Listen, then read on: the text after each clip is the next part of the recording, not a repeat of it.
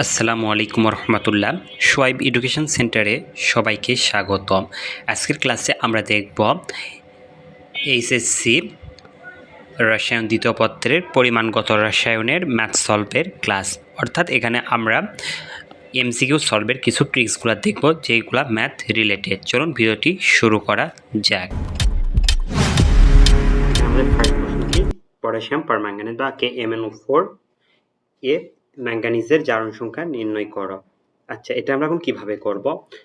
আমরা জানি কোনো কিছু জারণ মান বের করলে সেটাকে আমরা কি করি, এক্স ধরে নিই। এখানে আমরা কিসের জারণ মান বের করব? আমরা ম্যাঙ্গানিজের বের করব, অর্থাৎ Mn সমান আমরা কি ধরে নিলাম, এক্স ধরে নিলাম। আর এখানে আমাদের পটাশিয়াম আছে কোন গ্রুপের মৌল?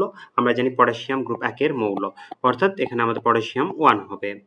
সো জারণ মান তার 1 হবে। আর আমাদের পরে কি আছে? অক্সিজেন। অক্সিজেন গ্রুপ 16 মৌল না? অক্সিজেন গ্রুপ 16 মৌল হওয়ার জন্য তার আমাদের -2, তার জারণ মান হলো -2। এবার এখন যদি আমরা এটা সমীকরণ হিসেবে লিখি তাহলে পটাশিয়াম +1 ম্যাঙ্গানিজের আমাদের হলো x আর তারপর আমাদের অক্সিজেনের হলো -2 ইনটু কয়টা আছে আমাদের অক্সিজেন? 4টা আছে। এটা আমাদের টোটাল জারণ মান কত? 0, এটা আমরা সবাই জানি। সো এখন এখানে আমাদের ক্যালকুলেশন করলে আসে কত? ফার্স্টে আমাদের আসতেছে 1 + x আর -4 আর -2 ইনটু 4 অর্থাৎ -8 সমান 0। তাহলে আমাদের এখানে 8 আছে মাইনাস আর এখানে +1 আছে। সো আমরা লিখতে পারি x - 7 সমান 0। আমি এটা লিখতে পারি। তারপর আমরা আবার কি লিখতে পারি? এর পরবর্তীতে আমরা এই 7টাকে আমরা ডান পাশে পার করে দেব। তাহলে x সমান আমাদের কি আসে? +7, অর্থাৎ আমাদের ম্যাঙ্গানিজের জারণ মান হলো +7। এখানে আমাদের রয়েছে FeNH3 6, তার উপর আমাদের কি রয়েছে? 2টা আয়ন রয়েছে, অর্থাৎ এটা আমাদের জারণ সংখ্যা নির্ণয় করতে বলছে। কিসের? ফেরাসের। এখানে আমাদের জারণ সংখ্যা বের করতে বলছে।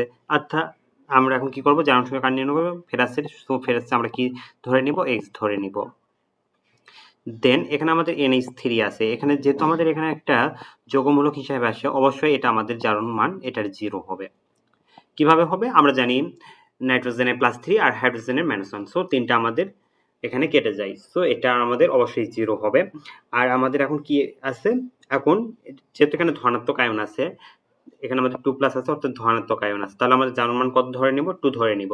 তাহলে আমরা লিখতে পারি, যেহেতু ফেরাস আছে ফার্স্টে, x + 0 * 6 সমান আমরা কি লিখতে পারি? 2। যেহেতু আমাদের +2 রয়েছে, সো +2 আমরা এখানে লিখলাম। এটার এখন আমাদের জারণ মান কত হবে? x, এখানে কি লেখা যায়? x + 0 সমান +2। অতএব x সমান আমরা লিখতে পারি +2, অর্থাৎ FeNH3 6 পাওয়ারে আমাদের যে আয়নটা রয়েছে সেখানে আমাদের ফেরাসের জারণ সংখ্যা হলো +2। এইভাবে আমরা যখন আমাদের কোনো আয়ন থাকবে সেই আয়নের জারণ সংখ্যা নির্ণয় করতে পারবো।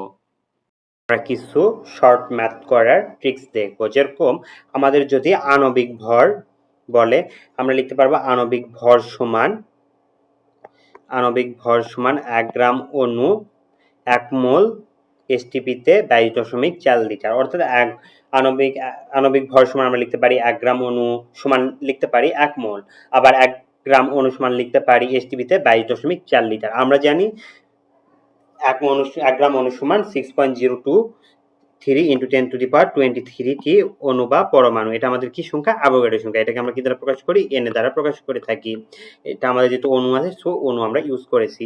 এবার যদি আমরা পরেরটা ইউজ করি, পারমাণবিক ভর নির্ণয় করতে বলি। ফার্স্টটা আমার কি ছিল? আণবিক ভর বা পারমাণবিক ভর সমান লিখতে পারি 1 গ্রাম পরমাণু 1 মোল। আর আণবিক ভর সমান আমাদের কি ছিল? 1 গ্রাম অণু। আর পারমাণবিক ভর সমান 1 গ্রাম পরমাণু সমান 1 মোল। যদি 1 গ্রাম পরমাণু হয় তাহলে সেখানে কয়টি রয়েছে? 6.02 × 10⁻23 এখানে পরমাণু রয়েছে, অর্থাৎ সেম এখানে আমাদের থাকবে, অর্থাৎ এটা আমাদের হলো অ্যাভোগাড্রো সংখ্যা।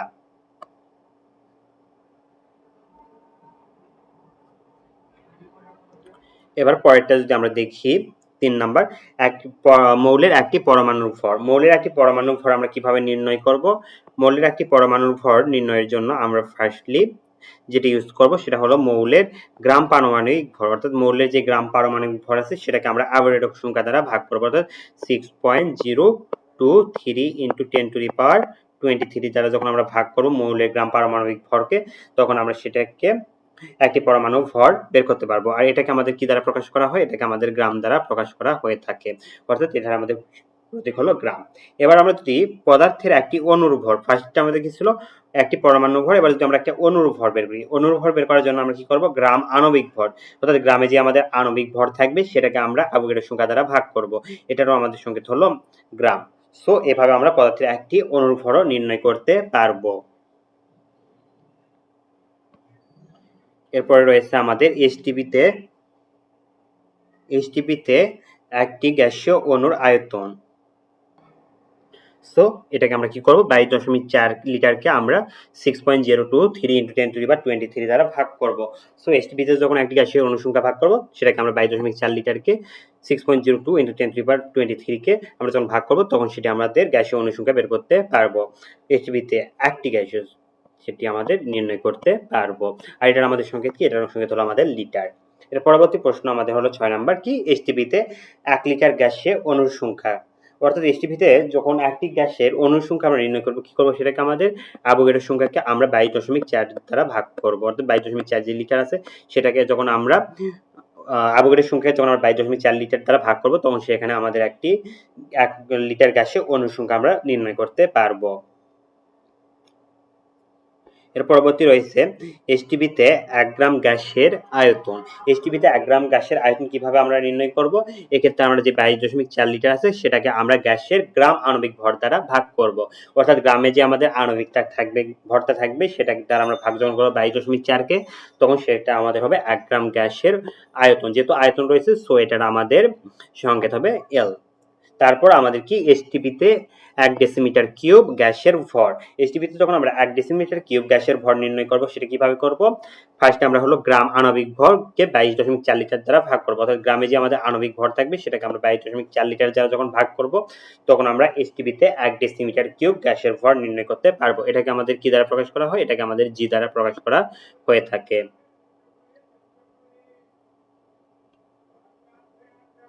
এর পরবর্তীতে আমাদের রয়েছে 1 গ্রাম পদার্থের অণুর সংখ্যা। 1 গ্রাম পদার্থের অণুর সংখ্যা আমরা কিভাবে নির্ণয় করব?